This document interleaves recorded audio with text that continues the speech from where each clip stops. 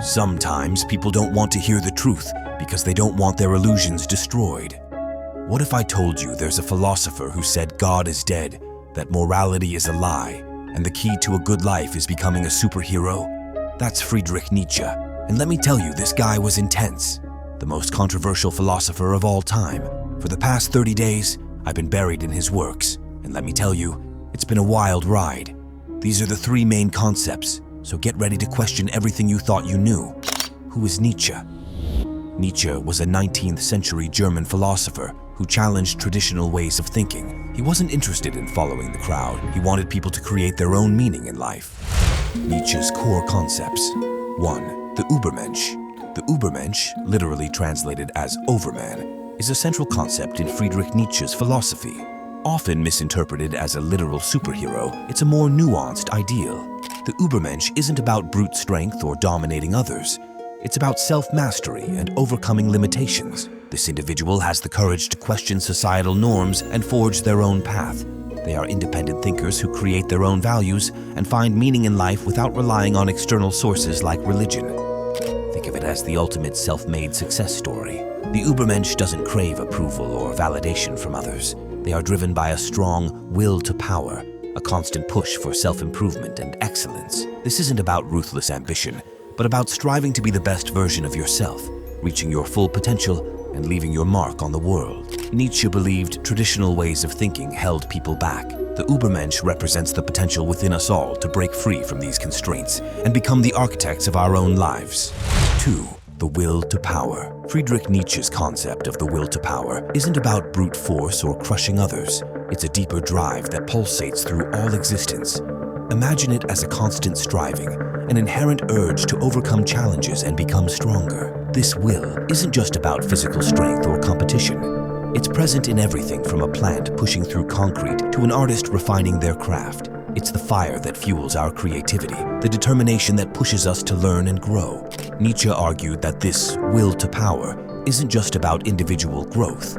It's a fundamental force in life itself. It's the reason species evolve, ideas change, and societies progress. We each have this will within us, and it manifests in different ways. An athlete pushes their physical limits, a scientist seeks new knowledge, an entrepreneur builds a business. The key is to harness this will to power in a positive way. It's not about dominating others. It's about setting ambitious goals and striving for excellence. By channeling this internal drive, we can achieve our full potential and create a meaningful life. 3. God is dead. Friedrich Nietzsche's infamous proclamation, "God is dead," is often misunderstood. He wasn't saying there's literally no God in the sky. Think of it as a metaphor for the decline of traditional religious authority. In the past, religion provided a rigid set of values and a clear purpose in life. People looked to God for answers and comfort. Nietzsche believed that with the rise of science and reason, these traditional beliefs were crumbling. He argued that people could no longer rely solely on religion to give their lives meaning. God is dead symbolizes the death of absolute truths and unquestioning faith. Nietzsche wasn't advocating atheism. He believed that without the comfort of traditional religion, we each have the responsibility to create our own purpose. It's a call to action to take charge of our lives and define our own values in a world without a predefined script.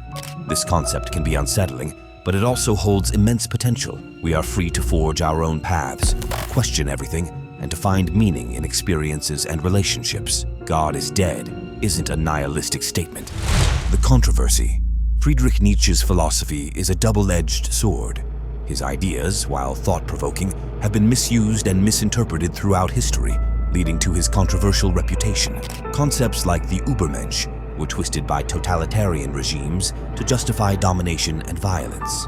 They cherry-picked Nietzsche's ideas on power and strength, ignoring his emphasis on self-mastery and overcoming limitations. Another point of contention is God is dead. Many saw it as an attack on religion itself, failing to grasp the critique of blind faith and the call for personal meaning-making. However, it's important to understand Nietzsche in context. He wasn't advocating for chaos or immorality. He challenged the status quo and encouraged independent thinking. The controversy surrounding Nietzsche highlights the importance of critical reading and understanding the nuances of complex philosophies. His ideas can be a powerful tool for self-discovery and personal growth, but they must be approached with a discerning mind. Personal experience. At times, Nietzsche ideas felt like a punch to the gut, questioning everything I thought I knew. Was morality just a social construct? Does life truly have no inherent meaning? It was uncomfortable but undeniably stimulating. Nietzsche forced me to confront my own beliefs and challenge my assumptions. The concept of the Ubermensch resonated with me. The idea of forging my own path felt empowering. Similarly, the will to power resonated with my creative drive. It's that constant urge to push my limits, to refine my skills, and create something meaningful.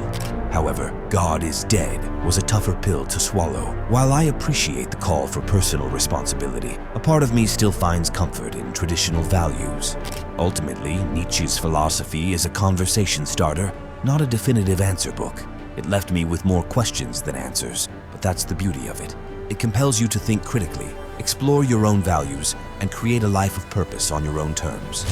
Nietzsche may be the most controversial philosopher, but his influence is undeniable. His ideas, though challenging, continue to spark discussions in philosophy, psychology, and even self-help movements.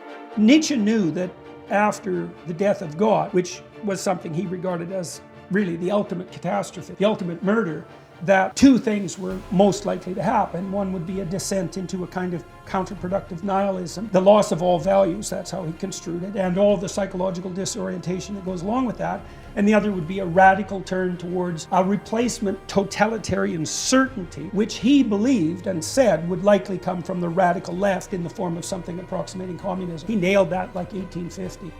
The core takeaway? Don't blindly follow the crowd. Question everything, from societal norms to your own limiting beliefs. The Ubermensch isn't a literal superhero. It's a call to become the architect of your own life. Embrace your will to power, that internal drive to push boundaries and reach your full potential. God is dead doesn't mean there's no meaning. It means you have the freedom and responsibility to create your own purpose. Nietzsche's philosophy pushes you out of your comfort zone and forces you to confront difficult questions. So, if you're looking for comfort and absolute truths, Nietzsche might not be your guy. But if you're ready to challenge assumptions and create your own definition of a good life, then dive into his world. You might just surprise yourself with what you find. If you liked the video, hit the like button. A subscribe is always appreciated. Have a nice day.